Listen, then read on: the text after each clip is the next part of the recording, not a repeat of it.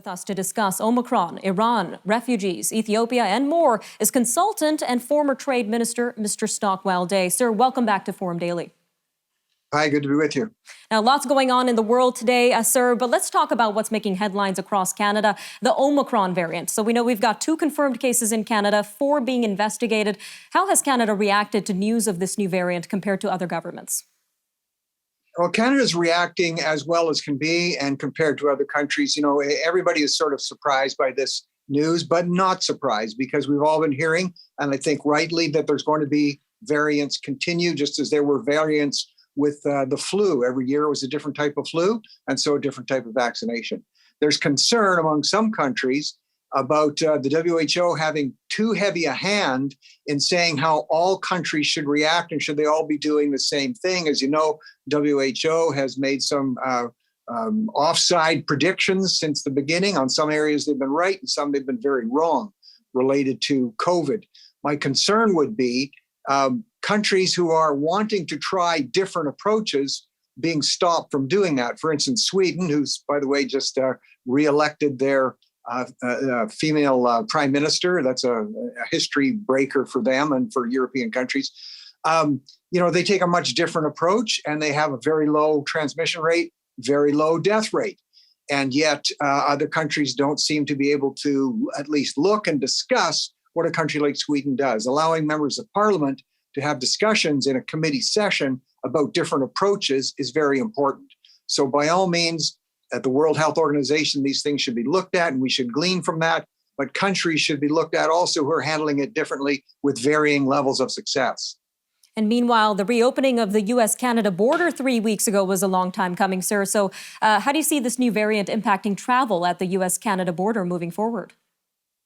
Well, Canadians are quite worried about that. I would say more so than Americans. I've been working and traveling in the U.S. for a few weeks now in a number of different states. Democrat states, so-called blue, so-called red.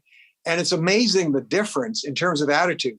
The discussion on COVID just hardly ever comes up. And it's not as locked down as Canada is. So it's a very different feeling. Americans, honestly, they like us as their neighbors, but these issues at the border aren't front in mind like they are to Canadians. So we're hoping it gets resolved. Canadians have just been enjoying being able to cross the border again, and we hope that remains to be the case. All right, sir. Well, jumping to the nuclear talks with Iran, we know a lot of concerning developments in Iran, having enriched its uranium up to 60%. So that's very close to the 90% needed for a nuclear weapon. Give our viewers a bit of a background on the situation and what to expect from these meetings. Well, again, very concerning situation, radioactivity being a virus of its own and very deadly, of course. Canada's history, even recently with Iran, has not been good.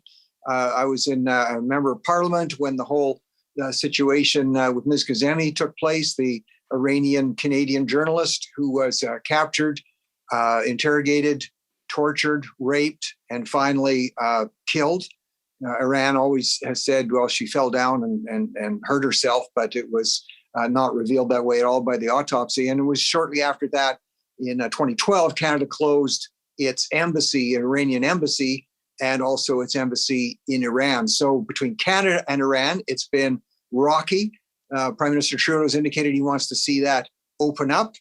And it's very concerning to some countries that Iran, it's called a threshold nation in terms of nuclear capability. It has the ability to be called nuclear breakout. And it's always been deemed that it can break out very quickly if sanctions are lifted.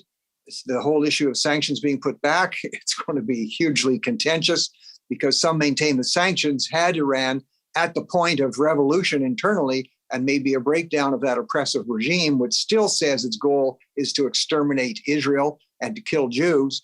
People tend to forget that. So these are very tense times on these negotiations. And the hope is that something will put in place, at least where we can be very clearly observing what Iran's nuclear intentions and ongoing capabilities are.